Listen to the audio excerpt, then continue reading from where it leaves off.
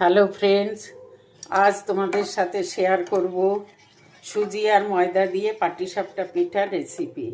2 cup ময়দা, 1 cup সুজি, 1.5 cup চিনি, দুধ অথবা জলে 10 মিনিট ভিজিয়ে রাখবে, 1 চিমটি নুন দেবে। তারপরে পাটিসাপটা পিঠার ব্যাটার রেডি হয়ে যাবে। এখানে দেখো কিছুটা রেডি করে ফেলেছি তোমাদেরকে দেখাবার জন্য।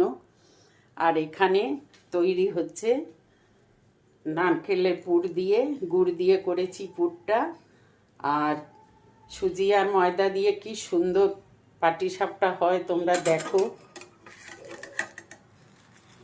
অনেকে আছে চাল ছাড়া, চাল বাটা বা চালের গুঁড়ো ছাড়া করতে পারে না, কিন্তু আমি করি না, আমি সুজি ময়দা দিয়েই করি যে পিঠে করি।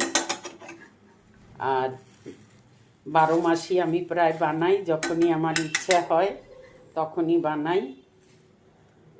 আমার শরীরটা ভালো না বলে একটুখানি হাতটা কাঁপছে, তাও তোমাদের সাথে শেয়ার করছি। হয়ে গেছে, এবার আমি এটা একটু দুপাশ চেপে দেব, চেপে দিয়ে তুলে নিলেই রেডি হয়ে গেছে সুজি আর ময়দা দিয়ে পাটিসাপটা।